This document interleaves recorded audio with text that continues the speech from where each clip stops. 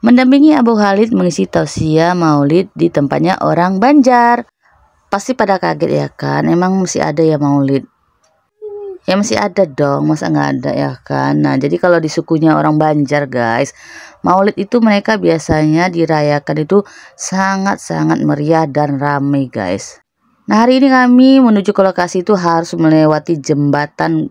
Ya agak serem sih, tapi gimana lagi ya kan, ini jalan satu-satunya yang ditunjukkan dari Mbah Google guys. Jadi mau nggak mau ya kami lewati ya kan. Dan alhamdulillah perjalanan pun lancar menuju ke tempat lokasi Abu Khalid mengisi tausiah hari ini. Hari ini Abu Khalid diamanahkan mengisi tausiah di tempat orang Banjar guys. Nah ini momen pertama kali Umi Khalid ikut mendampingi Abu Khalid mengisi tausiah di tempatnya orang Banjar.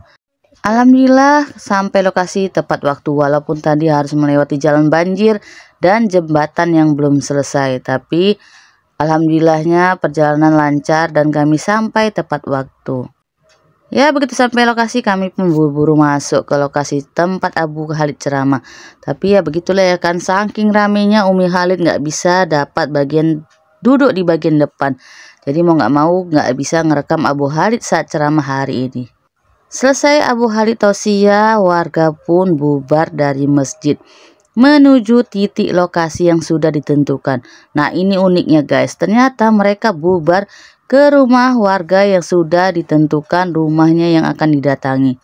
Satu hal yang membedakan orang Banjar sama orang kita guys, apa itu? Yaitu ketika mereka mengadakan maulid, mereka ini benar-benar niat mengadakan maulid. Kenapa Umi Khalid bilang begitu? Karena mereka benar-benar meriah dan dirayakan semeriah-meriahnya.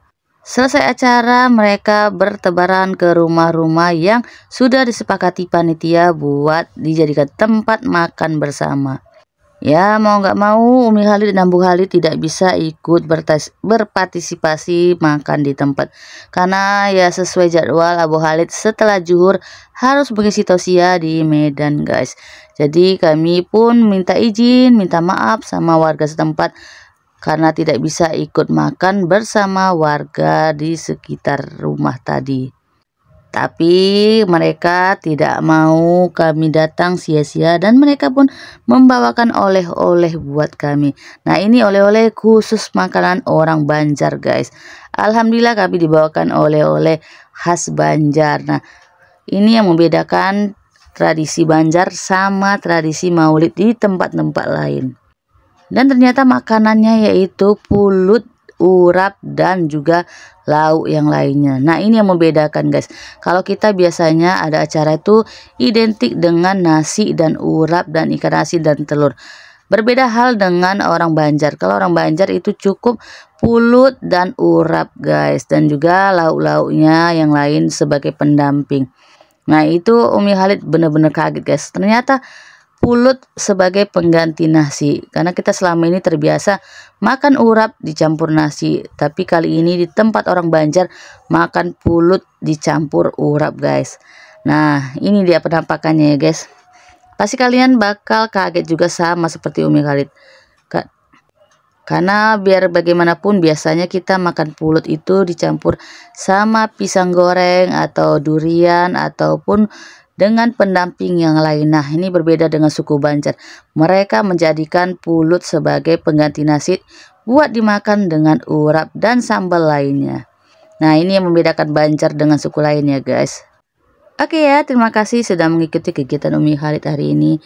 Nah buat teman-teman yang belum pernah berkumpul atau mengenal suku Banjar, nah ini ya hal yang membedakan orang Banjar dengan suku lainnya. Pertama, mereka selalu merayakan maulid luar biasa meriahnya dan makanannya juga beda dengan kita. Nah, kalau kita nasi urap, mereka pulut, urap, dan lauk lainnya sebagai pendamping. Oke ya. Oke, sukses selalu buat kita semua ya. Jangan lupa terus ikuti kegiatan Umi Khalid dan jangan lupa like, comment, and subscribe. Oke, wassalamualaikum warahmatullahi wabarakatuh.